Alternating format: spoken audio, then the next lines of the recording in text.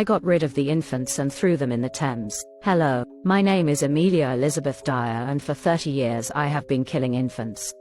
Let me tell you my story. I was born in Pyle Marsh, UK as the youngest of 5 siblings.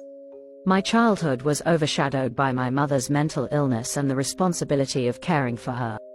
After Mum passed away, I lived with my aunt in Bristol before becoming an apprentice corset maker. I later married George Thomas. After my marriage, I trained as a nurse and discovered baby farming. For a fee, baby farmers would adopt illegitimate or unwanted children.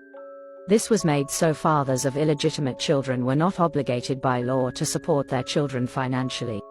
Baby farmers operated under the ruse that the child would be taken care of, but often the children were mistreated and even killed.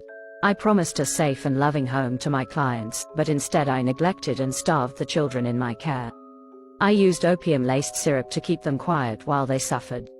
Eventually, I resorted to quicker killings for my own financial gain. However, suspicions arose when the doctor, who made the death certificates, noticed the high number of deaths under my care. I was charged with neglect and received a 6-month labor sentence. This experience shattered me mentally, leading to spells in mental hospitals and suicidal thoughts.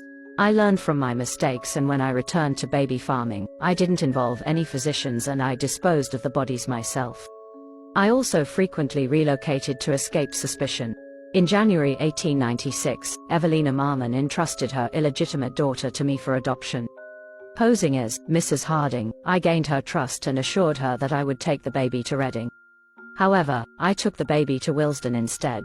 There, I cruelly ended the baby's life by twisting white edging tape around her neck. Sadly, I repeated this heinous act with another baby as well.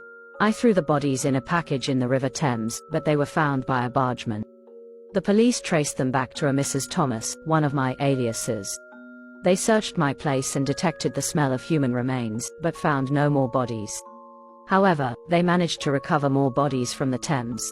I was convicted for a single murder, but based on timelines and the years I was active, it is believed that I may have been responsible for the deaths of 200 to 400 babies. Unfortunately, on the 10th of June, just before 9 a.m., I was hanged. This is what greed can do to you, but oh well.